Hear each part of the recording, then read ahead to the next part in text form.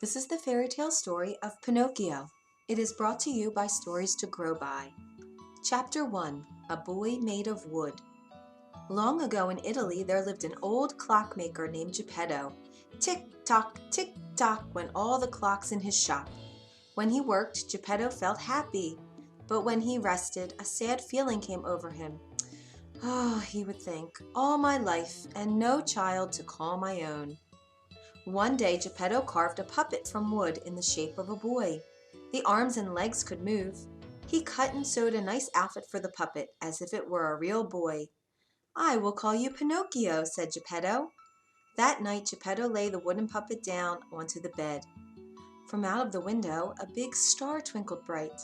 Geppetto looked out the window to the twinkling star. "Bright star," said Geppetto, "if I could make one wish, it would be that I could have a real boy of my own."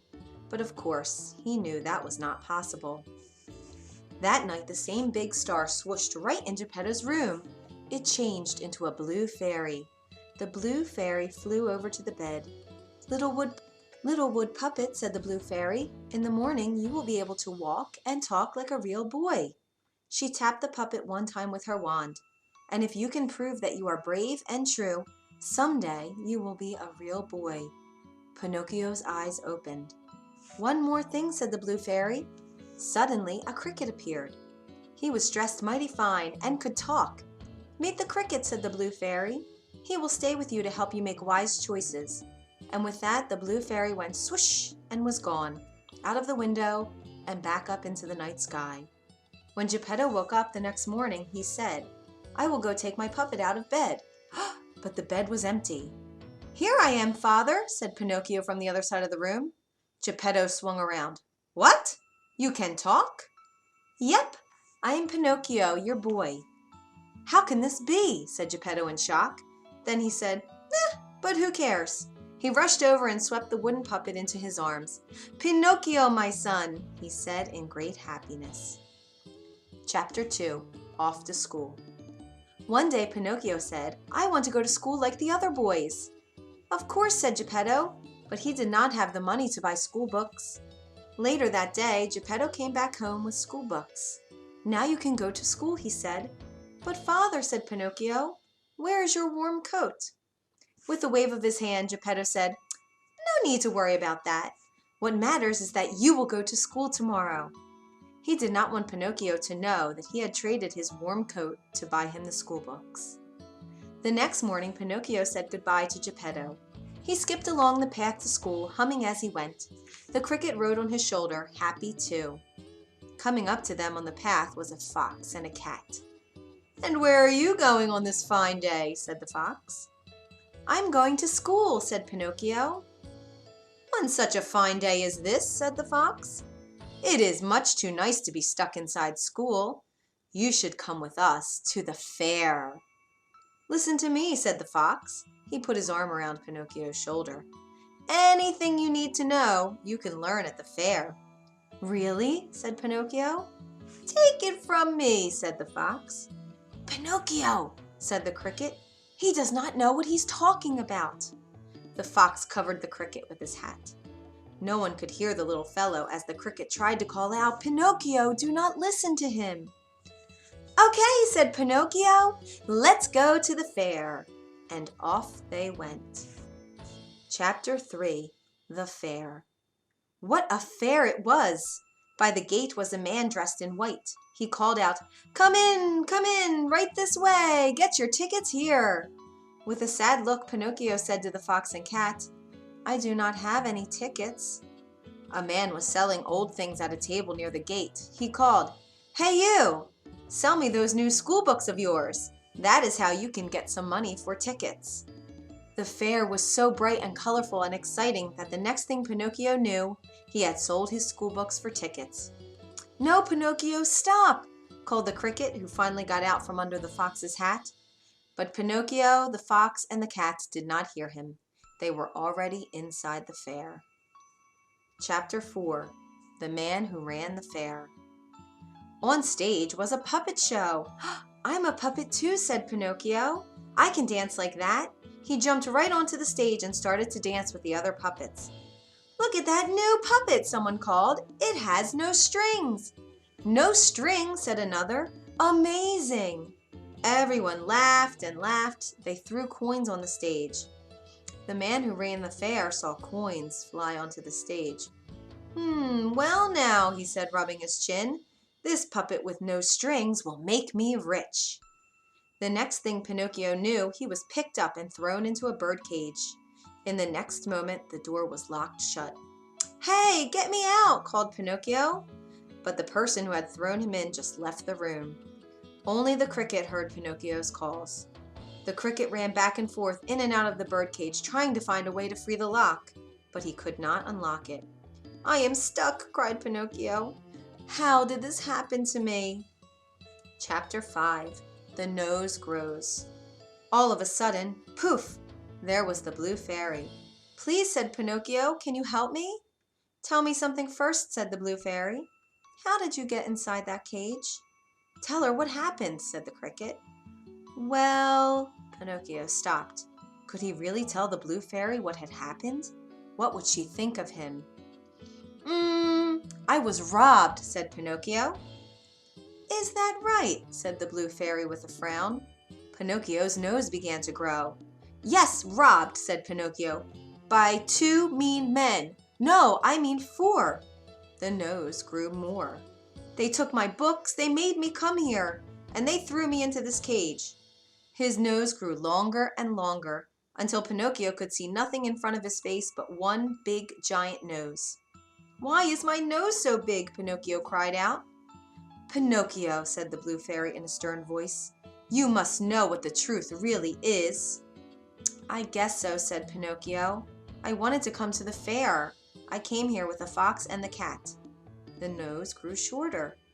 "I had to sell my books to get some tickets." "Had to?" said the Blue Fairy. "I mean, I decided to sell my books to get tickets," he said. The nose got shorter still.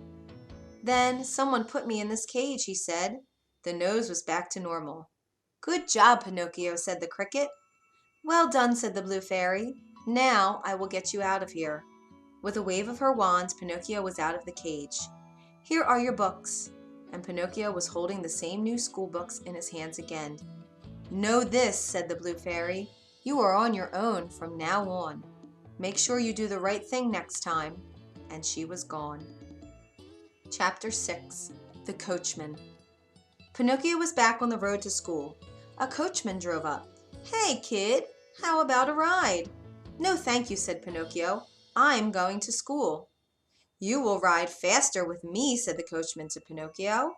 He said to himself, "He will ride faster, all right, but not to where he thinks he is going." All right," said Pinocchio. "I want to get to school right away." When Pinocchio was inside the coachman said, "Say, kid, why do you think boys like you go to school?" "To learn things," said Pinocchio, "and to grow up, I guess. So we can do what we want." "Well," said the coachman, "what if I told you that you could do what you wanted right now?" "Right now?" "Yep. Think of it. Skip the books. Skip the school. Right now, how would you like to have all the candy you can eat?" "All the candy?" "Yep. Ice cream too, of every flavor. Ever want to smoke a cigar or play pool? All this and more at Pleasure Island." Pleasure Island? Best place in the world for boys like you." "Don't listen to him, Pinocchio," shouted the cricket. "Why, wait," said the coachman. "I know just where Pleasure Island is. This is your lucky day, kid. So what do you say?" "Let's go there," said Pinocchio. "I'm going to Pleasure Island." "Ugh," said the cricket, waving his arms in the air. "Good move," said the coachman, and he sped off. Chapter 7. Pleasure Island. After a while, the coach stopped. "You got a boy with you in that coach?" said a dark stranger to the coachman. "Yep." The coachman grabbed Pinocchio and threw him down on the ground. "He's all yours. Now pay up." The coachman reached out for something. Was it money? From the dark stranger. And then he drove away. What could it all mean? But as Pinocchio looked around, he no longer cared, for everything the coachman had told him was true. Heaps of candy all about. Tubs of ice cream in every flavor. Boys like him could eat and play all day. None of them had to work or clean up. There were even cigars if you wanted, and pool tables to play. But after a few days, something was odd. Where did all the boys go? He asked the cricket. All I see now are donkeys, said Pinocchio. I must say, there used to be more boys around here, said the cricket. Just then, one of his ears popped into a donkey ear. Then his other ear popped into a donkey ear too. Oh, cried the cricket, what is happening to you, Pinocchio? I don't know, honk, said Pinocchio. Pinocchio and the cricket saw a line of donkeys led by a dark stranger into a truck. Oh no, said the cricket. Now I get it. Boys get turned into donkeys here. Then the donkeys are sold. Pinocchio, we have to get you out of here, fast, while we still can. Let's go, honk, said Pinocchio. His 2 feet had popped into 4. Run, quick, said the cricket. One good thing about Pinocchio's new 4 legs is he could run very fast. Quick, quick, they ran out of Pleasure Island. Soon they were at a dock by the ocean. Please, sir, Pinocchio called out to a man by the dock. I am looking for an old man named Geppetto. Do you know him? Sounds like you are getting a bad cold, said the man. Geppetto? That's the old man whose son left one morning and did not come back. He went out on a boat to look for him. No one has seen the poor fellow since. Oh no, this is all my fault, said Pinocchio. I must look for my father. Pinocchio jumped off of the dock into the ocean. The cricket jumped in too, close behind. Chapter 8. The Whale. Most of Pinocchio was still made of wood, so he could float on the ocean. Father, he called out, paddling the water with his arms. Father! But there was no answer. All Pinocchio could see around him was blue water everywhere. Until, what was that far away? Something was rushing up, something big and very fast. In a moment, a giant whale was upon them. It opened its giant jaws and with one gulp swallowed Pinocchio. Rushing inside with all the seawater tumbled Pinocchio and the cricket. When they came to a stop, they saw that they were in the dark belly of the whale. Are you okay? Said Pinocchio to the cricket. I am fine, said a voice of an old man. Wait a minute, said Pinocchio. Father, is that you? And there was Geppetto. Father, Father, it's me, said Pinocchio. My son, said Geppetto. I thought I was dreaming, and they hugged in joy. Look, said Geppetto as 3 fish swam by. There goes our dinner. Father, I have an idea. Let's make a fire.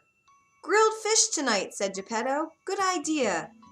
No, I mean for us to get out, said Pinocchio. He gathered some driftwood and got a flame going. This is how we can make the whale sneeze, he said. Pinocchio waved his arms over the flame to make a lot of smoke. Soon, clouds of black smoke were rising up. The whale gave a cough. Hang on, said Pinocchio, and then, wham! In one big sneeze, Pinocchio, Geppetto, and the cricket flew out of the whale's mouth, rolling over and over in the seawater. At last, they rolled up onto the shore. Pinocchio! Geppetto rose to his feet. The cricket was there beside him. But where was Pinocchio? And then they found him. Pinocchio was face down, his head in a puddle. Pinocchio! They were too late. Geppetto and the cricket wept over Pinocchio, the boy puppet, who lay still in the water. And then, in a flash, who was there but the blue fairy? Pinocchio, she said, you saved your father. You have proved that you are both brave and true. She tapped his head with her wand. And now you will be a real boy. Pinocchio woke up. He looked at his soft arms and soft legs.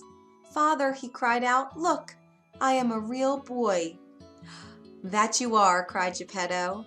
The blue fairy turned to the cricket. "Come," she said, and in a flash the two of them were gone. And Pinocchio and Geppetto lived many long and happy years together. The end. If you enjoyed this story, you can find more at storiestogrowby.org.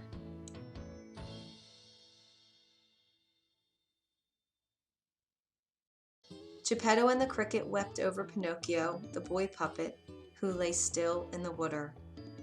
And then, in a flash, who was there but the blue fairy? "Pinocchio," she said, "you saved your father. You have proved that you are both brave and true." She tapped his head with her wand. "And now you will be a real boy." Pinocchio woke up. He looked at his soft arms and soft legs. "Father," he cried out, "look, I am a real boy." "That you are," cried Geppetto. The blue fairy turned to the cricket. "Come," she said, and in a flash the two of them were gone. And Pinocchio and Geppetto lived many long and happy years together. The end. If you enjoyed this story, you can find more at storiestogrowby.org.